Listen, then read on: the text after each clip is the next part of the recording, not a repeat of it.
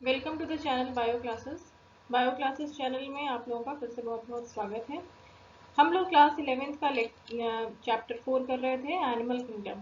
इसका first lecture already uploaded है और अगर आपने नहीं देखा हो तो उसे देख लीजिए। उसमें हमने एनिमल किंगडम को क्लासिफाई किस तरह से किया गया है, उसके बेसिस ऑफ क्लासिफिकेशन क्या है, उसके बारे में हमने पढ़ा था। ठीक है, तो आगे आज हम इसी कंटिन्यूएशन में इस चैप्टर को प्रोसीड करेंगे। चलिए शुरू करते हैं। नोटोकॉर्ड। नोटोकॉर्ड क्या होती है? नोटोकॉर्ड जो है वो mesodermally derived rod like structure है जो डॉर्सल सरफेस पे पाई जाती है एनिमल्स में। डॉर्सल नोटोकॉर्ड के बेसिस पे भी क्लासिफिकेशन हुआ, इसलिए हम नोटोकॉर्ड के बारे में बात कर रहे हैं। नोटोकॉर्ड में हमें 4 चीज़ें याद करनी है। नोटोकॉर्ड क्या है? ये एम्ब्रियोनिक डेवलपमेंट में मीजोडर्मल ओरिजिन है। ठीक है, मीजोडर्मल ओरिजिन है, रॉड लाइक स्ट्रक्चर है, बॉडी के डॉर्सल सरफेस पे लोकेटेड होता है और ये सॉलिड होती है।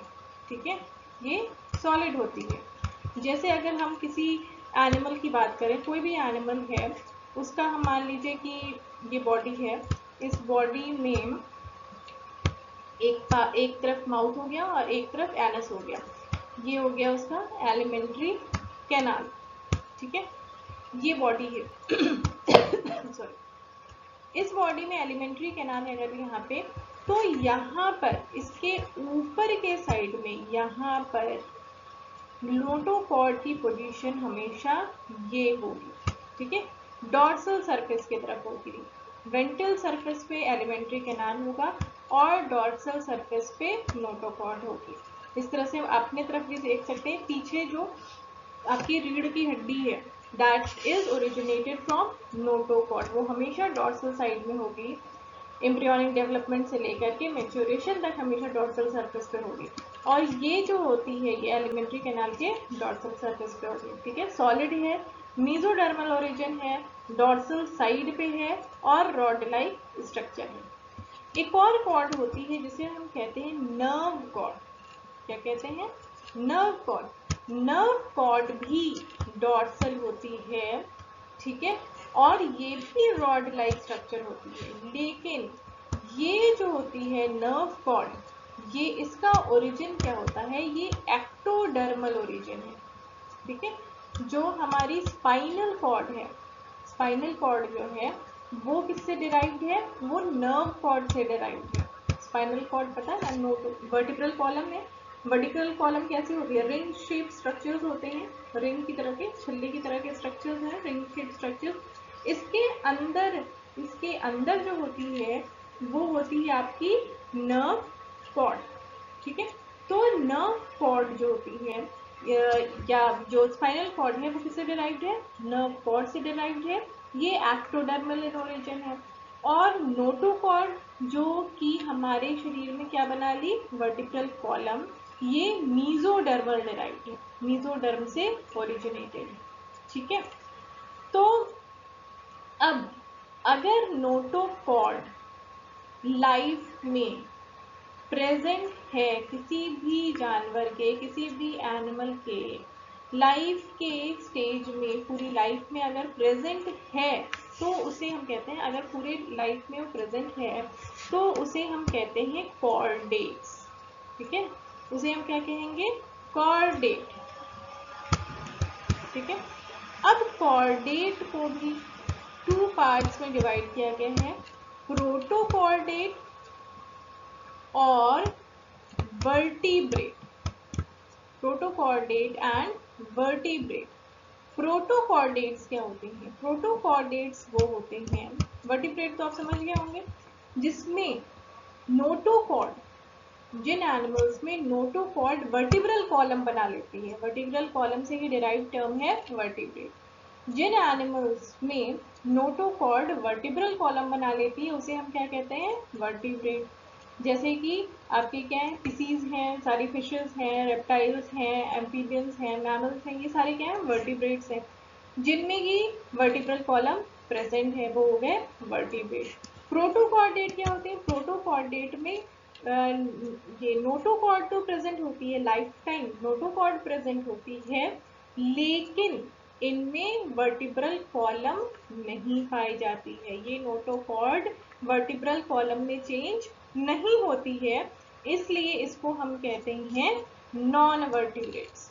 ठीक है, तो ये प्रोटोकॉर्डेट्स जो होंगे ये हैं कॉर्डेट्स, लेकिन ये हैं नॉन वर्टिब्रेट्स। तो नॉन वर्टिब्रेट्स में सब आ जाएंगे। नॉन वर्टिब्रेट्स में आपके इकाइनोडर्मेटा प्लस प्रोटोकॉर्डेट। ठीक है, तो कोरिफेरा से लेकर इकाइनोडर्मेटा और प्लस प्रोटोकॉर्डेट, ये मिला के बनाएंगे आपके इनवर्टिब्रेट। ठीक है, इनवर्टिब्रेट।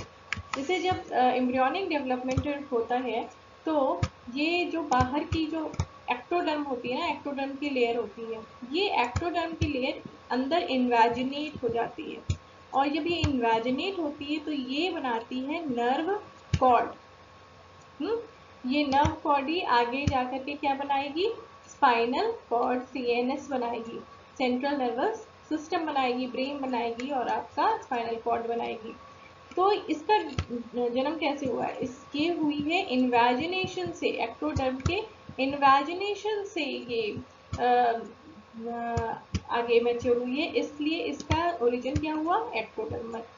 लेकिन जो आपकी नोटोकॉर्ड है, नोटोकॉर्ड किससे बनती है, यहाँ पर जो मीजोडर्मल लेयर होती है, मीजोडर्मल जो लेयर होती है ये इसको सराउंड कर देती है। ठीक है, इसको न्यूरल कैनाल को इसको सराउंड कर देती है और ये बना लेती है नोटोकॉर्ड। तो नोटोकॉर्ड का ओरिजिन मीजोडर्मल है और नर्व कॉर्ड का ओरिजिन एक्टोडर्म। ठीक है, तो जिनमें नोटोकॉर्ड पाई जाती है उसे हम कॉर्डेट कहते हैं, और जिसमें नोटोकॉर्ड नहीं पाई जाती है उसे हम नॉन कॉर्डेट कहते हैं। तो नॉन कॉर्डेट में आ गए कोरिफेरा से इकाइनोडर्म्स तक। लेकिन अगर हम इनवर्टिब्रेट्स में देखें, इनवर्टिब्रेटा में आपके इकाइनोडर्म्स प्लस प्रोटोकॉर्डेट भी आ जाएंगे। ठीक है, क्लियर हो गया आपको ये। नॉन कॉर्डेट्स में porifera, coelenterata, ctenophora, platyhelminthes, aschelminthes, annelida, mollusca, arthropoda, echinodermata, ये सारे इंपॉर्टेंट फाइलम्स हैं। सबसे पहले फाइलम कोरिफेरा हम पढ़ेंगे। इसको फाइलम कोरिफेरा कॉमनली इनको हम कहते हैं स्पॉन्जेस। ठीक है, एक ग्रुप में अगर हम इन्हें बोलें तो इन्हें हम कहते हैं स्पॉन्जेस। ये मल्टी सेलर होते हैं और डिप्लोब्लास्टिक होते हैं। ट्रिप्लोब्लास्टिक यहाँ से शुरू नहीं हुआ है, हम ये सब पढ़ चुके हैं लास्ट लेक्चर में, बेसिस ऑफ क्लासिफिकेशन में। ट्रिप्लोब्लास्टिक कहाँ से शुरू हुआ, सिलोम कहाँ से शुरू हुआ। तो पोरीफेराज में क्या था, पोरीफेराज जो थे ये मल्टी सेलुलर थे, लेकिन ये डिप्लोब्लास्टिक थे एंड एसिमेट्रिक बॉडी, बॉडी में कोई सिमेट्री नहीं होती है। एक्टोडर्म जब डिप्लोब्लास्टिक है तो दो ही लेयर होंगी, एक्टोडर्म और एंडोडर्म। ठीक है, तो एक्टोडर्म जो बाहर की लेयर होती है, एक्टोडर्मल लेयर जो होती है इसकी, ये जो सेल्स बनाती हैं ये आउटर डर्मल सेल्स बनाती हैं, जिनको हम कहते हैं पिनाकोडर्म। ये जो सेल्स हैं ये कहलाती हैं पिनाकोडर्म सेल्स। ये जितनी सेल्स बाहर आपकी दिख रही हैं ये सारी सेल्स कहलाती हैं पिनाकोडर्म्स। ठीक है, और एंडोडर्म, ये जो येलो लेयर वाला पोर्शन है ये है एंडोडर्म। एंडोडर्म जो होती है ये बनाती हैं कोइनोडर्म्स। कोइनोडर्म इसलिए कहते हैं इसको क्योंकि ये जो सेल्स आपको दिख रही है ना येलो कलर की सेल्स, इस तरह की ये सेल्स जो होती हैं इनको हम कहते हैं कोइनोसाइट्स। कोइनोसाइट्स, तो ये अंदर की लेयर जो होती है ये पूरी होती है कोइनोसाइट से घिरी होती है, इसलिए इस लेयर को, इस एंडोडर्मल लेयर को हम कोइनोडर्म भी कहते हैं। ठीक है, ये इनर गैस्ट्रल लेयर है, इनर गैस्ट्रल लेयर है क्योंकि इसमें ये कोइनोडर्म का, कोइनोसाइट का स्ट्रक्चर है, कोइनोसाइट का। तो ये जो फ्लैजुलम होता है इसमें, ये फ्लैजुलम होता है, ये जो है ये अपना ये प्रे को पकड़ने के लिए काम में आता है, और फ्लैजुलम के थ्रू ये अपना भोजन लेते हैं और अंदर फूड वैक्यूल में इनका फूड चला जाता है जहाँ पे इसका डाइजेशन होता है। ठीक है, इन दोनों के बीच में इस एक्टोडर्म और एंडोडर्म जो कि कोइनोडर्म है और बाहर जो पिनाकोडर्म है, इनके बीच की जो अंदर जो लेयर होती है ना, ये जेली लाइक लेयर होती है। ठीक है, प्रोटीनेशियस जेली लाइक लेयर होती है जिसको हम कहते हैं मीजोग्लिया या मीजोहायल लेयर, इन दोनों लेयर्स के बीच में। और उसमें बहुत तरह की सेल्स पाई जाती हैं, ये अमीबोसाइट्स पाई जाती हैं। ठीक है, जो कि बाकी और सेल्स में भी चेंज हो सकती हैं। ठीक है, तो इसमें दो लेयर्स हैं, एक्टोडर्म और एंडोडर्म। एक्टोडर्म को पिनाकोडर्म कहते हैं और अंदर वाली लेयर को कोइनोडर्म कहते हैं क्योंकि इनमें कोइनोसाइट्स पाई जाती हैं। अब पिनाकोडर्म जो है ना, ये कहीं कहीं पर ये पिनाकोडर्म्स जो है ये चेंज हो जाती हैं और यहाँ पे पोर का फॉर्मेशन करती हैं। ये पिनाकोडर्म्स पोरोसाइट सेल्स बनाती हैं, इस तरह की सेल्स। ठीक है, ट्रांस सेल्स, जिससे कि बाहर से अंदर कुछ एंटर कर सके। ठीक है, तो ये सेल्स जो पिनाकोडर्म की सेल्स जो मॉडिफाइड सेल्स हैं जो पोर का फॉर्मेशन कर रही हैं, इन्हें हम कहते हैं पोरोसाइट्स। और ये छेद है जिसके थ्रू वाटर अंदर आता है और वाटर के साथ फूड भी इनका अंदर आता है। इस पोर को हम कहते हैं ऑस्टिया। ठीक है, इस पोर को कहते हैं ऑस्टिया। और एक बड़ा पोर ऊपर होता है, जैसे यहाँ पे दिख रहा है ना, ये सब बड़े पोर ऊपर होते हैं जिसको हम कहते हैं ऑस्कुलम। इसको कहते हैं ऑस्कुलम। ठीक है, तो ये स्ट्रक्चर है, ये स्ट्रक्चर ल्यूकोसिलोनिया या बाकी और स्पंजेस का बेसिक स्ट्रक्चर यही होता है। ठीक है, ये मैंने बता दिया। फाइलम पोरिफेरा में जो ये पोर्स प्रेजेंट होते हैं इनको हम कहते हैं ऑस्टिया। ऊपर जो एक बड़ा होल होता है जिसे हम कहते हैं ऑस्कुलम, यहाँ से फूड और वाटर अंदर आता है और इधर से जो भी वेस्ट प्रोडक्ट्स हैं, जो भी अनयूज सब्सटेंसेस हैं, ये बाहर जाते हैं, एक्स्ट्रा वाटर भी बाहर जाता है। ठीक है, और जो ये अंदर का ये पार्ट है, जो कैविटी है, इसको हम कहते हैं स्पॉन्जोसील। इस रीजन को हम कहते हैं स्पॉन्जोसील। ठीक है, अब ये जो मूवमेंट है वाटर का मूवमेंट बाहर से अंदर ऑस्ट्रिया के थ्रू हो रहा है, फिर स्पॉन्जोसील में आ रहा है, फिर स्पॉन्जोसील से ये बाहर ऑस्कुलम के थ्रू बाहर जा रहा है, ये बनाता है कैनाल सिस्टम। इसी को हम कहते हैं वाटर कैनाल सिस्टम। तो इसमें हम अगर पूछा जाए क्वेश्चन में आपसे कि स्पेसिफिक फीचर किस फाइलम का है, कैनाल सिस्टम स्पेसिफिक फीचर किस फाइलम का है, तो ये पोरिफेरा का। कोइनोसाइट स्पेसिफिक फीचर किस फाइलम का है, ये है पोरिफेरा का। तो इसके बेसिस पे कि कैनाल सिस्टम कैसा है, इसके बेसिस पे 3 टाइप्स ऑफ कैनाल सिस्टम बनाए गए हैं, ascon type, sycon type and leucon type. Ascon type canal system सबसे बेसिक, सबसे सिंपल कैनाल सिस्टम होता है। ये पाया जाता है, जैसे एग्जाम्पल है ल्यूकोसिलोनिया में कैनाल सिस्टम पाया जाता है। इसमें क्या होता है, वाटर ऑस्टिया के थ्रू, ऑस्टिया की सेल्स कौन सी है, पोरोसाइट सेल्स से बनी है ऑस्टिया। ये पोरोसाइट ऑस्टिया से होते हुए ये स्पॉन्जोसील में आएगा, स्पॉन्जोसील से फिर ये ऊपर ऑस्कुलम से वाटर बाहर चला जाएगा। स्पॉन्जोसील लाइंड किससे है, स्पॉन्जोसील लाइंड है कोइनोसाइट से। ठीक है, तो ये सिंपल टाइप का कैनाल सिस्टम है, एस्पॉन टाइप। इसका एग्जाम्पल है ल्यूकोसिलोनिया। नेक्स्ट कैनाल सिस्टम है साइकॉन type canal system. साइकॉन type canal system में इसमें जो ये फोल्डिंग्स पाई जाती हैं, इनकी बॉडी में इस तरह की फोल्डिंग्स पाई जाती हैं। ठीक है, तो वाटर जो एंटर करता है ये ऑस्टिया के थ्रू तो एंटर करता है, ये ऑस्टिया है, ऑस्टिया के थ्रू एंटर करता है। ठीक है, ऑस्टिया से एंटर करके ये इस रीजन में आता है, यहाँ पर आता है। ठीक है, ये रीजन जो होता है इसको हम कहते हैं इन करेंट कैनाल। यहाँ पर इसको कहते हैं हम इन करेंट कैनाल, जो कि लाइंड होती हैं पोरोसाइट से। ये क्या है, ये जो लाइन है ये क्या है, पोरोसाइट से लाइंड होती हैं। फिर ये फिर यहाँ से जो है ये जो रीजन है जिसको हम कहते हैं प्रोसोफाइल, ठीक है। यहाँ से ये प्रोसोफाइल से होते हुए फिर ये रेडियल कैनाल में आती है, ठीक है। यहाँ से ये रेडियल कैनाल में आती है, रेडियल कैनाल से फिर इसको हम कहते हैं एपोफाइल्स, एपोफाइल्स से ये फिर स्पॉन्जोसील में जाती हैं, ठीक है।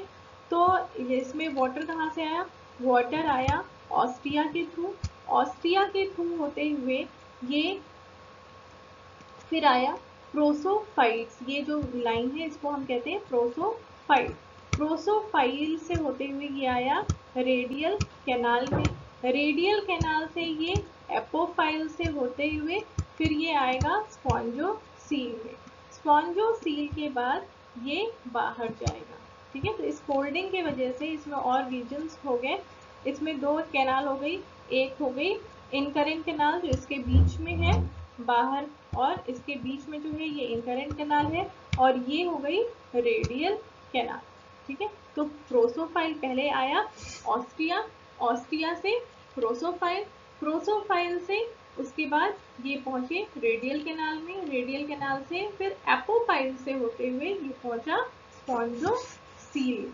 ठीक है। इस कैनाल टाइप का कैनाल सिस्टम पाया जाता है स्काइफा में, example. Next is leucon type canal system, leucon type canal system ये थोड़ा और ज़्यादा कॉम्प्लिकेटेड है, जो पाया जाता है स्पॉन्जिला में, इसमें स्पॉन्जिला में पाया जाता है, इसमें उसी तरह से होता है लेकिन इसमें फोल्डिंग और ज़्यादा होती हैं। ऑस्टिया से वाटर अंदर आता है, ऑस्टिया के बाद जो ये लाइन होती हैं ये क्या होती हैं, पोरोसाइट, पोरोसाइट से होते हुए ये पहुंचती हैं फ्लैजिलेटेड चैम्बर्स में, फ्लैजिलेटेड चैम्बर्स ये लाइन होती हैं कोइनोसाइट से, कोइनोसाइट से यहाँ पे लाइन है, ठीक है। स्पॉन्जोसील लाइंड नहीं है ये, जो आपका फ्लैजिलेटेड चैम्बर्स हैं ये लाइन है कोइनोसाइट से, कोइनोसाइट से फिर एपोफाइल से होते हुए ये फिर एक्सकरेंट कैनाल इसको कहेंगे, और यहाँ से होते हुए स्पॉन्जोसील से जाएगी और बाहर हो जाएगी। तो तीनों ही एग्जाम्पल इंपॉर्टेंट हैं, एस्कॉन टाइप, साइकॉन टाइप और ल्यूकॉन टाइप। एस्कॉन टाइप ल्यूकोसेलोनिया में था, साइकॉन टाइप आपका स्काइफा में था, और ल्यूकॉन टाइप है स्पॉन्जिला में। एस्कॉन टाइप सिंपलेस्ट है और ल्यूकॉन टाइप जो ज़्यादा फोल्डिंग्स हैं ज़्यादा कॉम्प्लिकेटेड। मायोसाइट्स जो होती हैं वो मॉडिफाइड पिनाकोसाइट्स होती हैं, जो बाहर की लेयर होती है ना, बाहर जहाँ पे ये ऑस्टिया प्रेजेंट होता है, तो ऑस्टिया ये जो छेद होता है इसकी जो सेल्स होती है इसको हम कहते हैं पोरोसाइट्स, इसके चारों ओर जो सेल्स पाई जाती हैं जिससे कि ये पोर्स को छोटा और बड़ा कर सकते हैं, सर्कुलर स्प्रिंचर्स होते हैं जिससे पोर्स को मतलब खोल सकते हैं और बंद कर सकते हैं, ये सेल्स होती हैं मायोसाइट्स। तो मायोसाइट्स के पहले वाटर जो आएगा पहले मायोसाइट्स के थ्रू होगा जाएगा, फिर ये पोरोसाइट्स से होते हुए फिर ये अंदर जाता है। डाइजेशन जो होता है वो इंट्रासेलुलर होता है, इंट्रासेलुलर क्यों होता है, क्योंकि जो खाना आया यहाँ पर स्पॉन्जोसील में आया, स्पॉन्जोसील से जो अंदर की लेयर है ना कोइनोडर्म वाली लेयर है, यहाँ पे कोइनोसाइट्स होते हैं, ये इधर से ऑस्टिया से ये अंदर आया स्पॉन्जोसील में, स्पॉन्जोसील से यहाँ पर जो कोइनोडर्म लेयर होती है फ्लैजिला होती है, फ्लैजिला से ये अंदर फूड वैक्यूल के अंदर खाने का डाइजेशन होता है, इसलिए डाइजेशन कैसा होता है, इंट्रा सेलुलर होता है। सेक्सेस जो होते हैं वो सेपरेट नहीं होते हैं, दे आर हर्मोफ्रोडाइट, और स्केलेटन में इनमें स्पॉन्जन फाइबर्स पाए जाते हैं या स्पिक्यूल्स पाए जाते हैं, ये इनका स्केलेटन, इस तरह के जो बीच का मायोसाइट्स वाला रीजन होता है वहाँ पर स्पिक्यूल्स स्पॉन्जन फाइबर्स इस तरह के स्ट्रक्चर्स पाए जाते हैं जिनको हम कहते हैं स्पिक्यूल्स। एसेक्सुअल रिप्रोडक्शन भी इसमें होता है बाय फ्रेगमेंटेशन प्रोसेस। जो डिफरेंट टाइप्स की सेल्स पाई जाती हैं मेसोफिल लेयर में, जैसे बहुत सारी सेल्स पाई जाती हैं, आर्कियोसाइट्स, आर्कियोसाइट्स जो होती है टोटीपोटेंट सेल्स होती हैं और ये किसी भी सेल में चेंज हो सकती हैं। क्रोमोसाइट सेल्स होती हैं, क्रोमोसाइट्स जो होती हैं ये पिगमेंट कंटेन करती हैं और इनमें एक्सक्रीटरी सब्सटेंसेस पाए जाते हैं। हीसोसाइट्स, हीसोसाइट्स इंपॉर्टेंट है, ये फूड को स्टोर करती हैं। ट्रोपोसाइट्स, ट्रोपोसाइट्स जो होती हैं ये डाइजेशन, फूड के डाइजेशन को कंप्लीट करती हैं। स्क्लेरोब्लास्ट जो अभी हमने बताया था कि जो इनका स्केलेटन होता है वो स्पिंडल फाइबर्स और स्पिक्यूल्स का बना होता है, तो इनका निर्माण, इनका फॉर्मेशन स्क्लेरोब्लास्ट सेल्स करती हैं। कॉलेनसाइट सेल्स ये कोलेजन फाइबर्स का फॉर्मेशन करती हैं। ग्लैंड सेल्स ये जो होती है वो स्लाइम सिक्रीट करती हैं। सेक्स सेल्स होती हैं जो कि स्पर्म और ओवा का डेवलपमेंट करती हैं। फैगोसाइट्स होती हैं जो कि फैगोसाइटोसिस करेंगी, जो भी फॉरेन पार्टिकल्स हैं उनको ये इनगल्फ करेंगी। स्पॉन्जियोब्लास्ट ये स्पॉन्जिन फाइबर्स सिक्रीट करती हैं, ठीक है। और ये सेल जो होती है वो ल्यूकोसिलोमिया और स्टाइफा में एब्सेंट होती है, ठीक है। तो ये डिफरेंट टाइप्स की सेल्स हैं। इनमें आपकी थीसोसाइट सेल से क्वेश्चन पूछा गया है। थीसोसाइट सेल जो होती हैं वो फूड स्टोर करती हैं। ट्रोफोसाइट और थीसोसाइट, और ट्रोफोसाइट्स जो होती हैं वो डाइजेशन करती हैं, ठीक है। तो ये डिफरेंट टाइप्स की सेल्स हैं। और आर्कियोसाइट्स भी एक बार पूछा जा चुका है। आर्कियोसाइट्स जो होती हैं वो टोटीपोटेंट सेल्स होती हैं। तो ये फाइलम पोरीफेरा के बारे में हम पढ़ रहे हैं। सेक्सुअल रिप्रोडक्शन में गैमीट्स का फॉर्मेशन होता है। Fertilisation, fertilisation is internal, fertilisation internal होगा। And development is indirect, indirect development का मतलब क्या होता है? इनडायरेक्ट डेवलपमेंट का मतलब होता है कि एग और एडल्ट के बीच में अगर लार्वल स्टेज प्रेजेंट होती है तो उस डेवलपमेंट को हम कहते हैं इनडायरेक्ट डेवलपमेंट। तो इनमें डेवलपमेंट इनडायरेक्ट होता है, मतलब कि इसमें लार्वल स्टेज पाई जाती है। हम लोग में लार्वल स्टेज पाई जाती है? नहीं पाई जाती। तो हमारा डेवलपमेंट कैसा है? डायरेक्ट डेवलपमेंट है।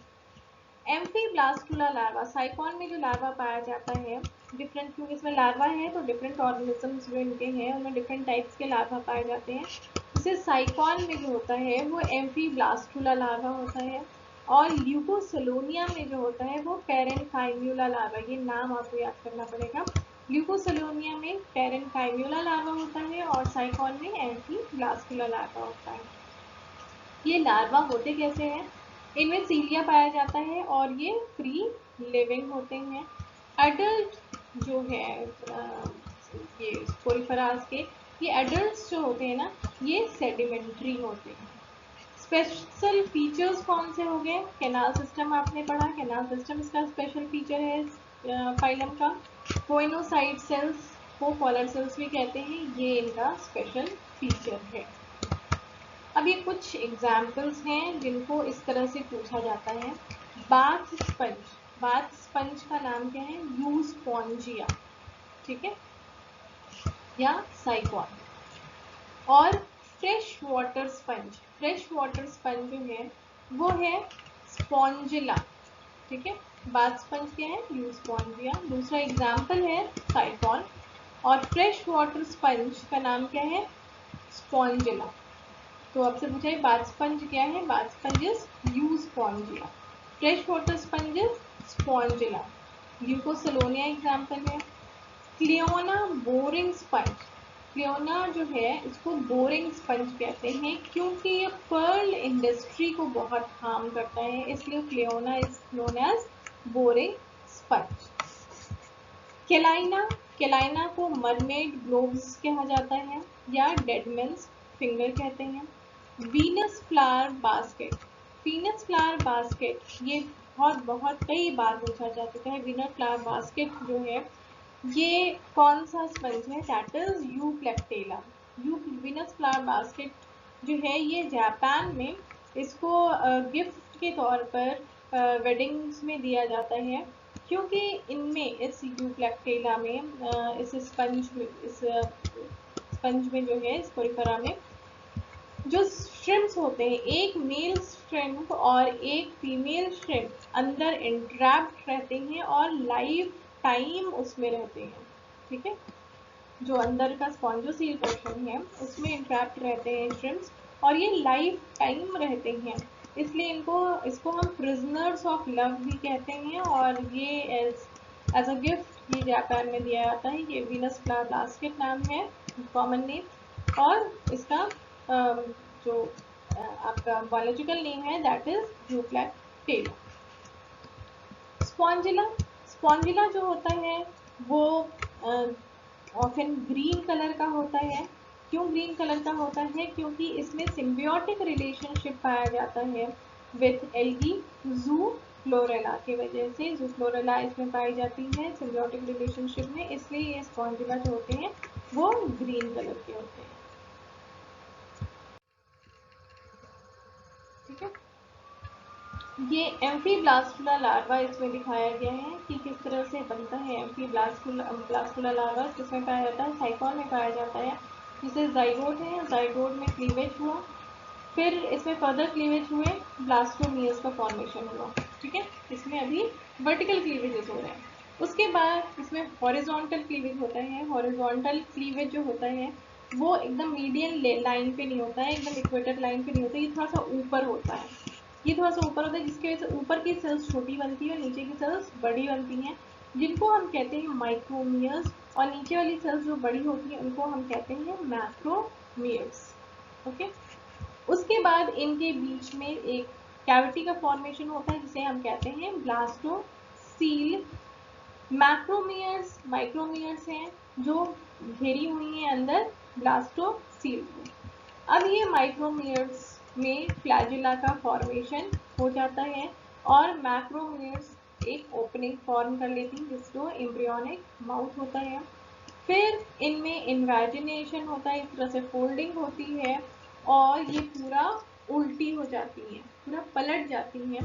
और ये जो स्ट्रक्चर है यही क्या है? एम्फीब्लास्टुला लार्वा। एम्फीब्लास्टुला लार्वा का फॉर्मेशन हो गया। एम्फीब्लास्टुला लार्वा में फिर वो क्या होता है कि वो अंदर इन्वेजिनेशन होता है, जो फ्लैजिलेटेड पोर्शन है ना ये अंदर घुस जाएगा, ये इन्वेजिनेशन होगा और ये स्ट्रक्चर बनेगा। तो ये जो मैक्रोमियर्स थे ये क्या बना लिए? फ्यूचर पिनाकोडर्म बना लिए। और जो माइक्रोमियर्स फ्लैजिलेटेड माइक्रोमियर्स थे ना वो अंदर क्या क्या बना लिए? कोइनोसाइट्स वाली लेयर बना लिए, ठीक है। और बीच वाला जो पोर्शन था ये आपका मीजोग्लिया बन गया। तो इस तरह से इनका डेवलपमेंट होता है और ये जो लार्वा है that is known as amphiblastula larva. Next phylum is Cnidaria coelenterate. ये एक्वेटिक होती हैं, मोस्टली मैराइन होती हैं, सेसाइल भी हो सकती हैं, मतलब बाउंड हो सकती हैं जमीन पे, या फिर फ्री स्विमिंग हो सकती हैं। कोरल्स क्या होते हैं? कोरल्स जो होती हैं are colonial living in secreted skeleton of the earth. ये जो निडेरियंस होते हैं ना ये क्या करते हैं कि ये एक स्केलेटन अपने चारों ओर एक फॉर्म करते हैं और ये इतना टफ बना लेते हैं उसको कि ये जो होते हैं वो एक पूरा एक रीफ लाइक एक रेंज पूरी बना लेते हैं जिसको हम कहते हैं कोरल रीव्स कहते हैं, ठीक है। ये अंदर का इनका जो स्केलेटन है ये हमेशा के लिए लाइक मतलब हमेशा ये बना रहता है, रॉक लाइक में हो जाता है ये, और अंदर का जो जानवर है ये खत्म हो जाता है। तो ये जो रीफ लाइक इनके स्केलेटन के वजह से जो ये रीफ्स बन जाते हैं इसी को हम क्या कहते हैं? कोरल रीफ्स, ठीक है। तो ये ग्रेट बैरियर रीफ जो कि ऑस्ट्रेलिया में है, सबसे लंबा कोरल रीफ है वर्ल्ड का, ये ऑस्ट्रेलिया में के नॉर्थ ईस्टर्न पोर्शन में पाया जाता है। नीडेरियंस ये भी क्या है? डिप्लोब्लास्टिक एनिमल है। रेडियल सिमेट्रीज में पाई जाती है, मतलब किसी भी तरफ से इसको काटे बीच में से तो ये दो भाग में बढ़ जाएगी। टिश्यू लेवल ऑफ ऑर्गेनाइजेशन पाया जाता है इसमें। पहला टिश्यू लेवल ऑफ ऑर्गेनाइजेशन जिस फाइलम में पाया जाता है वो होते हैं निडेरियंस, ठीक है। और सेलुलर लेवल ऑफ ऑर्गेनाइजेशन था पोरिफेरास की। निडेरियंस में 2 बेसिक बॉडी फॉर्म्स होते हैं, पॉलिप्स और मेड्यूसा। पॉलिप जो होती है ना वो सेसाइल है, जो कि किसी सबस्ट्रेटम से जुड़े होते हैं, उस स्टेज को हम कहते हैं पॉलिप स्टेज। और जो फ्री लिविंग होते हैं, जो तैर सकते हैं, स्विम कर सकते हैं, वो होती है मेड्यूसा स्टेज। तो बहुत से ऑर्गेनिजम्स निडेरियन के ऐसे हैं जो पॉलिप स्टेज में होते हैं, जैसे हाइड्रा है, वो क्या है, सबस्ट्रेटम से जुड़ा होता है, तो ये है पॉलिप स्टेज का एग्जाम्पल। मेड्यूसा है, जैसे जेलीफिश है, ये जेलीफिश है, ये तैरती है, ऑरेलिया इसका नाम है, ठीक है, तो ये क्या है, मेड्यूसा फेज है। कुछ ऐसे भी ऑर्गेनिज्म हैं जिनमें दोनों बेसिक फॉर्म्स पाए जाते हैं, ठीक है, जैसे ओबीलिया जो है, इनमें दोनों फॉर्म्स होते हैं इनके लाइफ में, इनमें पॉलिप स्टेज भी आती है और मेड्यूसा स्टेज भी आती है, ठीक है। तो पॉलिप स्टेज हमने बता दिया, पॉलिप जो होते हैं वो सेसाइल होते हैं, इनकी बॉडी सिलेंड्रिकल होती है, जैसे कि हाइड्रा, एडेम्सिया का स्ट्रक्चर भी होता है ना, इसी हाइड्रा की तरह भी होता है, उसमें टेंटिकल्स और ज़्यादा होते हैं। मेड्यूसा जो है वो अम्ब्रेला लाइक स्ट्रक्चर है, फ्री स्विमिंग होती है, जैसे कि ऑरेलिया या जेलीफिश। डेवलपमेंट इसमें कैसा होता है, डेवलपमेंट हाइड्रा में डायरेक्ट होता है, मतलब हाइड्रा में कोई लार्वल स्टेज नहीं पाई जाती, जबकि बहुत से ऐसे निडेरियंस हैं जिनमें की लार्वल स्टेज पाई जाती है, इसमें लिए इनका डेवलपमेंट इनडायरेक्ट होता है, जैसे कि ओबेलिया है या जेलीफिश, जिसको ऑरेलिया कहते हैं, इनमें प्लेन्यूला लार्वा का नाम आपको याद करना पड़ेगा, ठीक है। हमने अभी पोरिफेरा में कौन सा लार्वा पढ़ा था, एम्फीब्लास्टुला लार्वा और पेरेन्काइम्यूला लार्वा, और यहाँ पर निडेरियन में कौन सा लार्वा है, प्लेन्यूला लार्वा ये ओबेलिया और ऑरेलिया में पाया जाता है, ठीक है। तो एग्जाम्पल्स हो गए हाइड्रा, ओबेलिया, ऑरेलिया, पाइसेलिया को पोर्चुगीज मैन ऑफ वॉर कहते हैं, क्योंकि इसका जो स्ट्रक्चर है ना, ये जो पोर्चुगीज की कैप होती थी ना, इस तरह का स्ट्रक्चर है, कैप हैट जो होती थी उसके स्ट्रक्चर की तरह होता है, इसलिए इसको पोर्चुगीज मैन ऑफ वॉर भी कहते हैं पाइसेलिया को, ठीक है। ये भी फ्री लिविंग होता है, फ्री स्विमिंग होता है।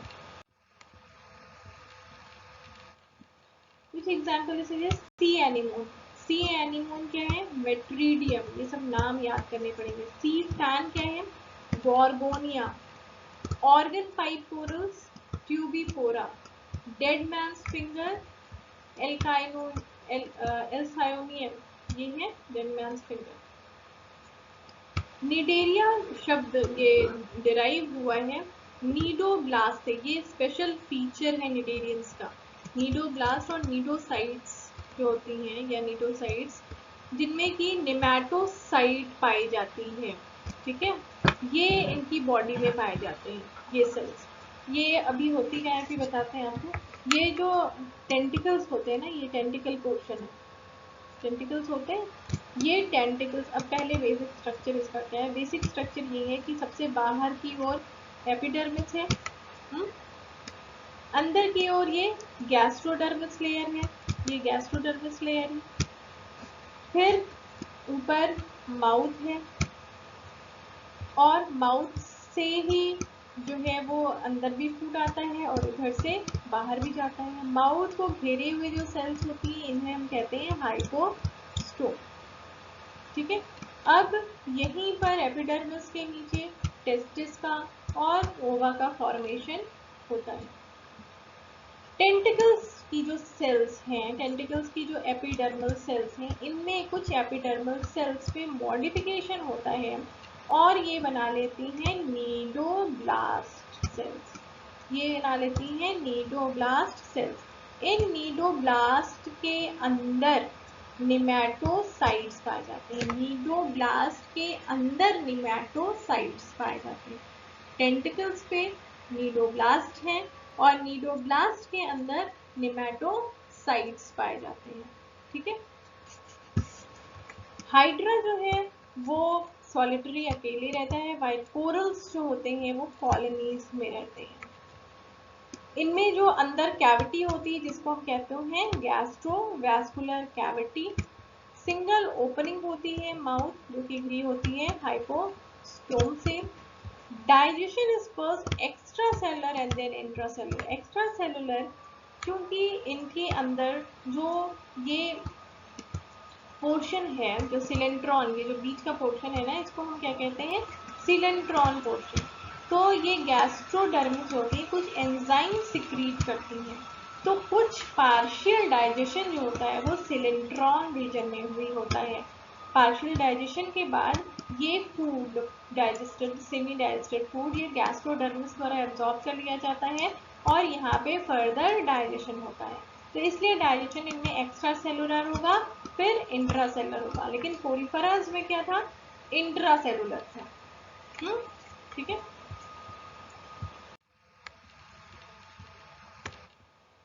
ग्रीन हाइड्रा, ग्रीन हाइड्रा का नाम है हाइड्रा विरिडिसिमा। हाइड्रा विरिडिसिमा ये ग्रीन क्यों होता है, क्योंकि इनमें सिम्बियोटिक एसोसिएशनशिप पाया जाता है जू फ्लोरेला से, जू फ्लोरेला या फ्लोरेला वल्गैरिस से, जो कि यूनिसेलुलर ग्रीन एल्गी है। अब ये निमेटोब्लास्ट सेल्स या निमेटोसाइट सेल्स जो होती हैं जिनके अंदर निमेटोसिस्ट पाया जाता है, ये कहाँ पे पाई जा रही थी, ये पाई जा रही थी टेंटिकल्स पे। अब हम एक, अगर हम ये नीडोसाइट सेल्स देखें तो ये एक नीडोसाइट सेल है। ठीक है।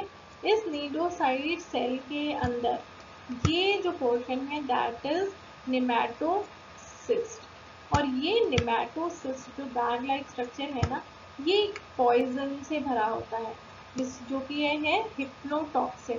ये हिप्नोटॉक्सिन मिक्सचर है प्रोटीन और फिनॉल का, और ये काम क्या करता है, ये अपने ये जो प्रेज होते हैं उसको पैरालाइज कर देता है, जिससे कि हाइड्रा अपने प्रेज को इजीली कैच कर सके।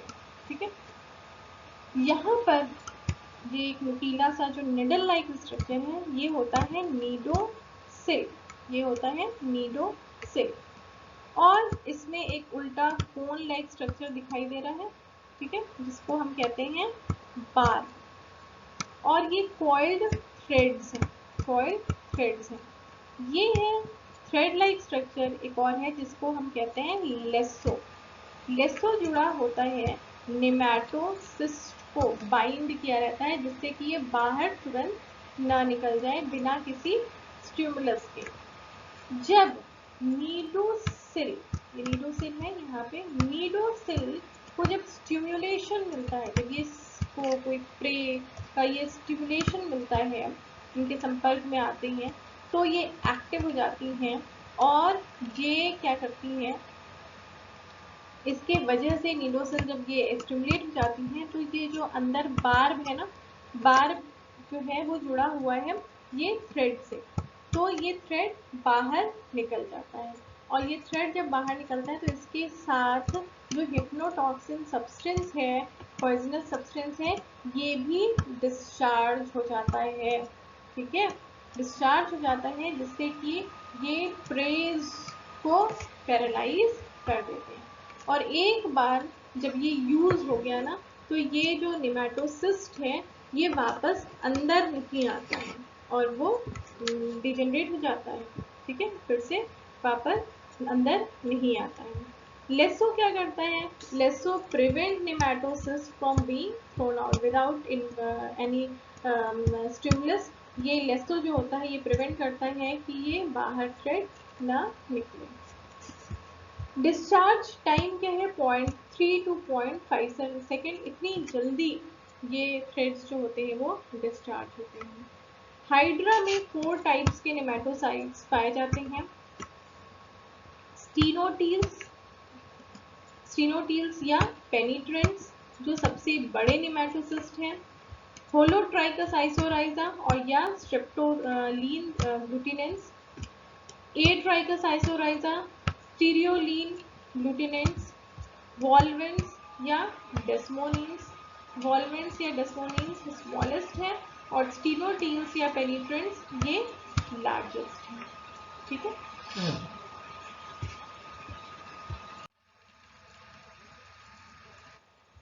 Next is Ctenophora phylum.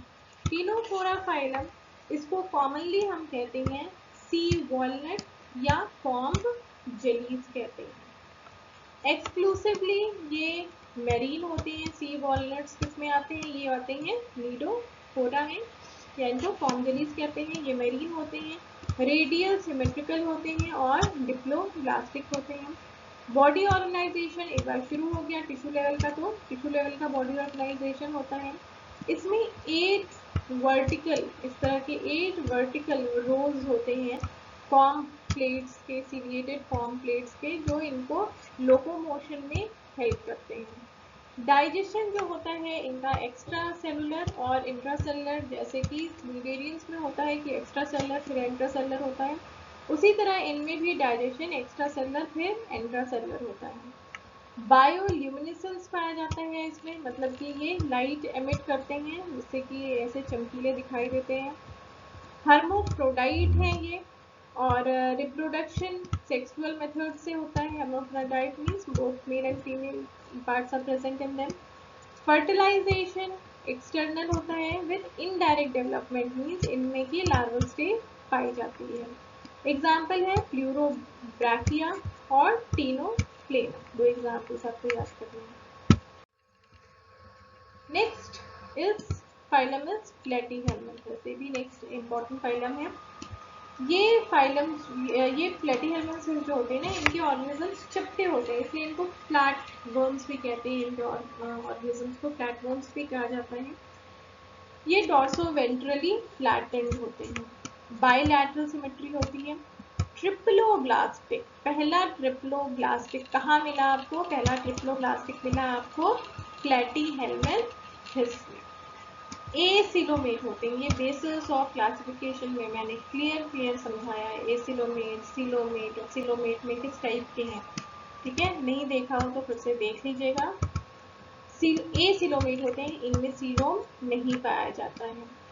Organ level of organisation इसमें शुरू है। तो इस फाइलम में दो इंपॉर्टेंट फीचर्स शुरू हो गए, ट्रिप्लोब्लास्टिक और organ level of organisation.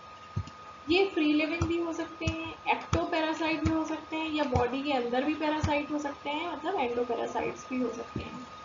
Excretion या ऑस्मो रेगुलेशन के लिए इनमें फ्लेम सेल्स पाई जाती हैं। तो एक क्वेश्चन ये बनता है, flame cells as excretory organ is found in which phylum, ठीक है। आपका आंसर होगा प्लेटीहेल्मिन्थ या flat bones, okay. Flame flat, flame flat, flat प्लेटीहेल्मिन्थ।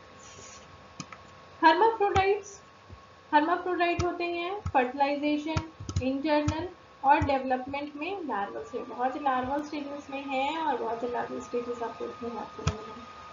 Planaria, planaria example है, इनमें हाई रीजेनरेशन, कैसे भी काटो ये फिर से पूरे बॉडी बन जाती है, इनकी 10th क्लास में आपने पढ़ा होगा। ये इनमें हाई रीजेनरेशन प्रॉपर्टी होती है। Example 3 most important example, taenia solium, fasciola और प्लेनेरिया। पहले प्लेनेरिया देख रहे हैं। प्लेनेरिया जो होता है ये फ्री लिविंग होता है, वाटर में पाया जाता है।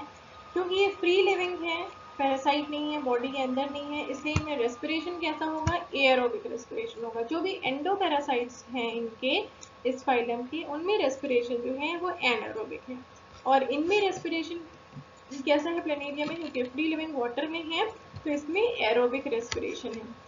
इसमें लाइट सेंसिटिव ओसेलाई या आई प्रेजेंट होती है, आईज प्रेजेंट होती हैं ऑन के dorsal surface of the head पे, और इनमें, इन आईज में लेंस नहीं होता है, ठीक है। इसलिए इमेज फॉर्म नहीं होता है, बस इनको लाइट और डार्क इसका डिफरेंस समझ में आता है। रीजेनरेशन पावर प्लेनेरिया में जो होता है कि फिगर में देखिए, जैसे भी आप काट रहे हैं ये कंप्लीट बॉडी बना लेंगे। ये होता है इनमें एक सेल्स होती हैं जिनको कहते हैं नियोब्लास्ट सेल्स या फॉर्मेटिव सेल्स।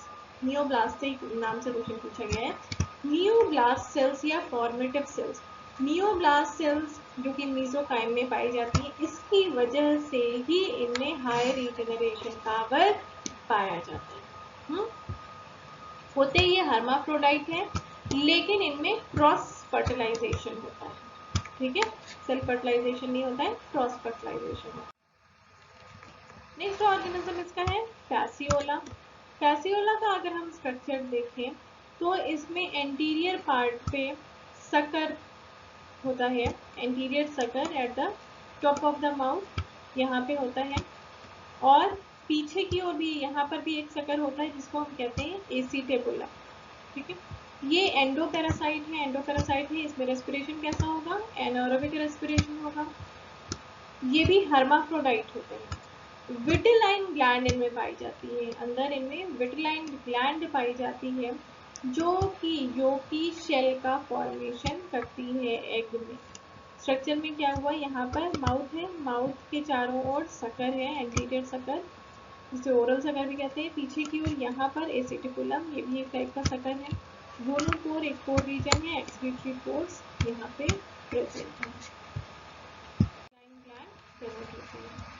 फैसियोला डेवलपमेंट जो होती है, फैसियोला का development egg begins out, body के बाहर इनमें एग में डेवलपमेंट होता है। फैसियोला जो होते हैं वो डाइजेनेटिक एंडोपैरासाइट है, मतलब इनकी साइकिल दो एनिमल्स के थ्रू होके ये पूरा होती है। प्राइमरी होस्ट जो है वो इसका है शीप।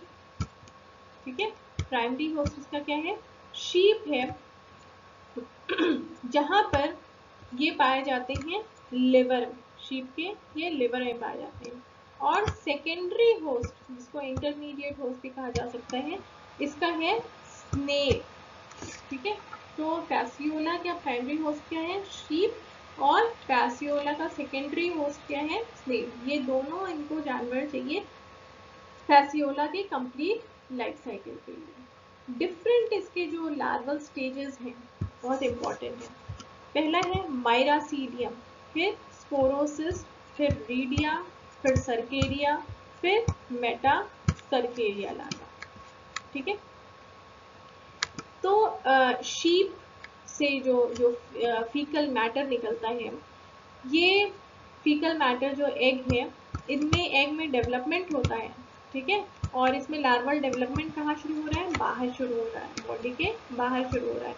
ये एग ये चेंज होते हैं माइरासीडियम लार्वा। माइरासीडियम लार्वा से ये फ्री लिविंग माइरासीडियम, अब ये माइरासीडियम लार्वा इन्फेक्ट करेंगे स्नेल को। ठीक है, तो इन्फेक्शियस स्टेज ऑफ स्नेल क्या हो गई, माइरासीडियम लार्वा। माइरासीडियम लार्वा ये चेंज हो जाता है स्पोरोसिस्ट में।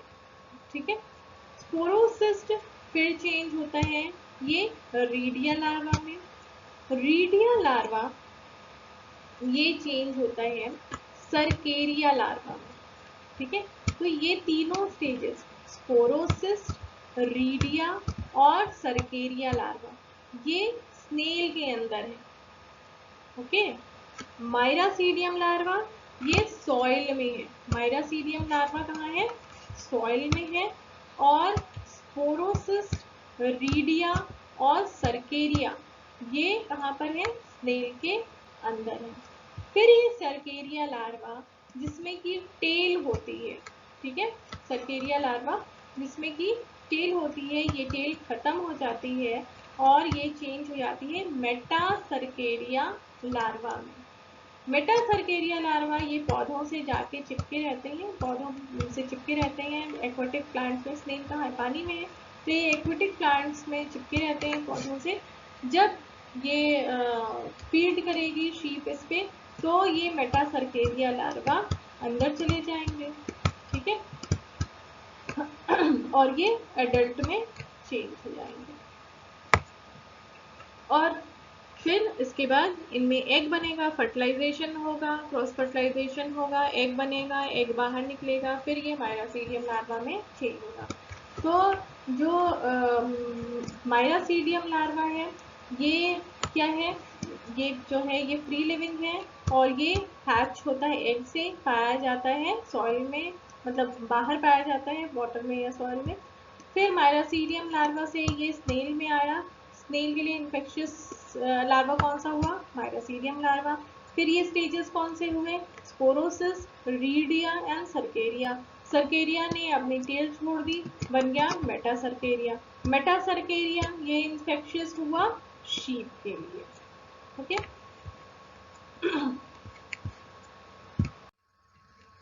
नेक्स्ट ब्लड फ्लू भी एग्जाम्पल है, सिस्टोमा, ये भी डायजेनेटिक एंडोपैरासाइट है। प्राइमरी होस्ट मैन है, secondary host snail. Cercaria larva infectious stage होती है मैन के लिए, और जैसे पानी में लोग काम करते हैं खेती वेती में, तो उस टाइम ये जो सर्केरिया लार्वा है ये स्किन के थ्रू ये ह्यूमन बींग्स में एंटर कर जाती है। Next example is taenia.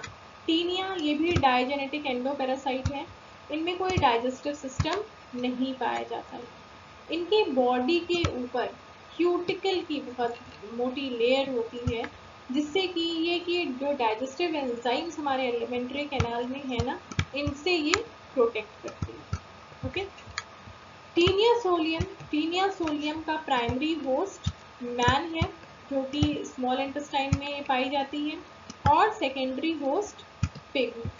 और टीनिया सेजिनेटा सेम टाइप की है, बस इनका सेकेंडरी होस्ट डिफरेंट है, बाकी लाइफ साइकिल इनकी एक तरह की है। प्राइमरी होस्ट मैन है और सेकेंडरी होस्ट इनका क्या है, कैटल। टीनिया सोलियम का क्या प्राइमरी होस्ट है, मैन है, सेकेंडरी होस्ट पिग है। और टीनिया सेजिनेटा का प्राइमरी होस्ट मैन है और सेकेंडरी होस्ट कैटल। ठीक है, इनकी बॉडी में स्यूडोमेटामेरिज्म, ये भी इंपॉर्टेंट टर्म है, किसमें पाया जाता है स्यूडोमेटामेरिज्म। मेटामेरिज्म मीन्स होता है बॉडी का सेगमेंटेशन। सेगमेंटेशन अगर केवल एक्सटर्नल है तो उसको हम कहते हैं स्यूडोमेटामेरिज्म। ये पाया जाता है किसमें, प्लैटिहेल्मिन्थस में। प्रॉपर मेटामेरिज्म, ट्रू मेटामेराइजेशन किसमें शुरू होता है, एनालिड्स में शुरू होता है। Body is divided into scolex, neck and strobila. Body में जो हेड पोर्शन है ये होता है स्कोलेक्स, इसके बाद होता है नेक, और इसके बाद जो मेन बॉडी पार्ट होता है दैट इज स्ट्रोबिला। स्ट्रोबिला जो होते हैं डिफरेंट इसमें छोटे छोटे टुकड़ों में बने होते हैं, जिनको हम कहते हैं प्रोग्लॉटिड्स। इसको क्या कहते हैं, प्रोग्लॉटिड्स। प्रोग्लॉटिड्स भी 3 टाइप्स के हैं। पहला होता है इमेच्योर प्रोग्लॉटिड, जो नेक के नीचे होता है इमेच्योर प्रोग्लॉटिड, जिनमें रिप्रोडक्टिव पार्ट्स नहीं होते हैं। मैच्योर प्रोग्लॉटिड, जिनमें कि फीमेल और मेल रिप्रोडक्टिव पार्ट्स पाए जाते हैं। ग्रेविड प्रोग्लॉटिड्स, जिनमें फर्टिलाइजेशन एग का फॉर्मेशन हो चुका होता है। ठीक है, फीमेल रिप्रोडक्टिव पार्ट होता है, एग का फॉर्मेशन हो जाता है, और यही फीकस के साथ ये प्रोग्लॉटिड्स जो होते हैं ना, फीकस के साथ ये शेड होते हैं, ये टुकड़े टुकड़े में ये फीकस के साथ ये शेड होते हैं, gravid proglottids.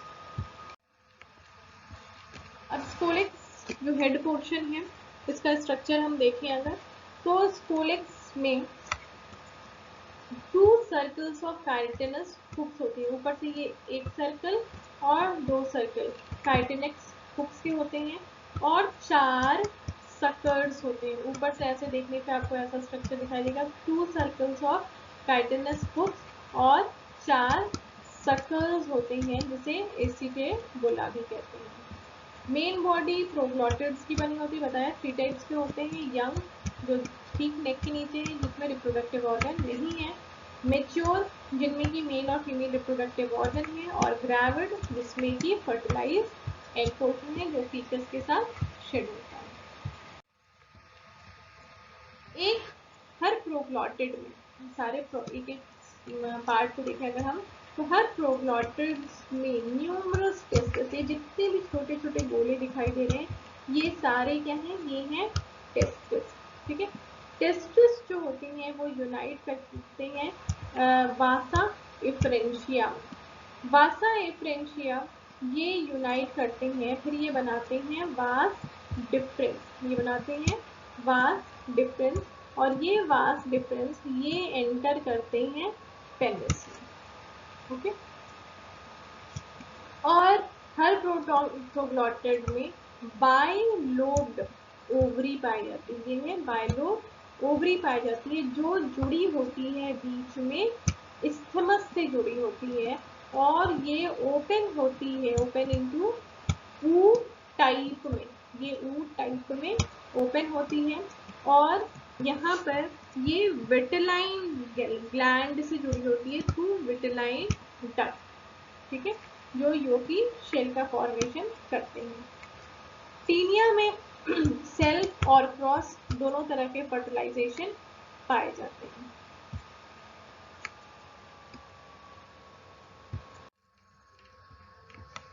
Different larval stages इसके क्या हैं? ऑन्कोस्फीयर, हेक्साकैंथ लार्वा और ब्लैडर वर्म या cysticercus larva. Oncosphere, oncosphere development of oncosphere larva, ये पेरेंट बॉडी में शुरू होता है ऑन्कोस्फीयर लार्वा का फॉर्मेशन। ठीक है, ऑन्कोस्फीयर लार्वा का फॉर्मेशन पेरेंट बॉडी में शुरू होता है। ये ऑन्कोस्फीयर लार्वा जो होता है ये फीकस के थ्रू, ह्यूमन बीइंग में ऑन्कोस्फीयर लार्वा का फॉर्मेशन होता है, और ये फीकस के थ्रू, मैन के फीकस के थ्रू ये बाहर आता है ऑन्कोस्फीयर लार्वा। ठीक है, ये मैन के फीकस के थ्रू बाहर आया, और फीकस को जब पिग ने खाया, जब पिग ने इस पे फीड किया, तो ये ऑन्कोस्फीयर लार्वा ये पिग में चला गया। पिग में ये ऑन्कोस्फीयर लार्वा ये चेंज हो जाता है हेक्साकैंथ लार्वा। हेक्साकैंथ इसलिए कहते हैं क्योंकि इसमें 6 हुक्स पाए जाते हैं इस लार्वा में, इसलिए इसको कहते हैं हेक्साकैंथ लार्वा। ये हेक्साकैंथ लार्वा ये ब्लड सर्कुलेशन में पिक किया जाता है। ब्लड सर्कुलेशन से होते हुए ये मसल्स में पहुंच जाता है, और मसल्स में पहुंचकर ये बना लेता है सिस्टी सर्कस लार्वा या ब्लैडर वर्म बना लेता है। जब इन मसल्स को ह्यूमन बीइंग बिना किसी तरह से रॉ खा ले या पुअरली कुक्ड खाए, अच्छे से पका के नहीं खाया जाता है इस पिग्स के मसल्स को, तो ये सिस्टी सर्कस लार्वा या ब्लैडर वर्म ये ह्यूमन बीइंग में इन्फेक्ट करता है। ठीक है, मैच्योर हो जाएगा, ये मैच्योर हो जाएगा पूरा, ये कंप्लीट टेपवर्म बना लेगा, और उसके बाद ये फिर ऑन्कोस्फीयर ये एग रिलीज करेगा, ये एग्स बाहर निकलेंगे, ये ऑन्कोस्फीयर लार्वा बनाएंगे। ऑन्कोस्फीयर लार्वा जो है वो फिर हेक्साकैंथ लार्वा में चेंज होगा, हेक्साकैंथ लार्वा फिर ब्लैडर वर्म में चेंज होगा। ठीक है, man get ingested by bladder worm. Bladder worm से मैन इन्फेक्ट होता है जब मसल ऑफ पिग जो है वो रॉ ईट किया जाए या पुअरली कुक किया जाए। ये सिस्टी सर्कस लार्वा पिग की मसल्स में ये बहुत सालों तक अलाइव रह सकते हैं। तो ह्यूमन बीइंग्स के लिए जो इन्फेक्टेड स्टेज है वो क्या है? ब्लैडर वर्म या सिस्टी सर्कस लार्वा। और पिग के लिए जो इन्फेक्टेड स्टेज है दैट इज ऑन्कोस्फीयर।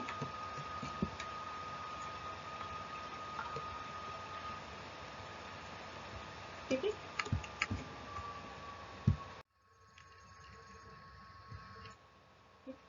तो हमने प्लैटीहेल्मिन्थेस तक फाइलम पढ़ लिया है। अब नेक्स्ट वीडियो में बाकी के और जो फाइलम हैं उसको हम कंटिन्यू करेंगे। Thank you for watching. अगर आपको वीडियो पसंद आ रहा है तो चैनल को सब्सक्राइब करें।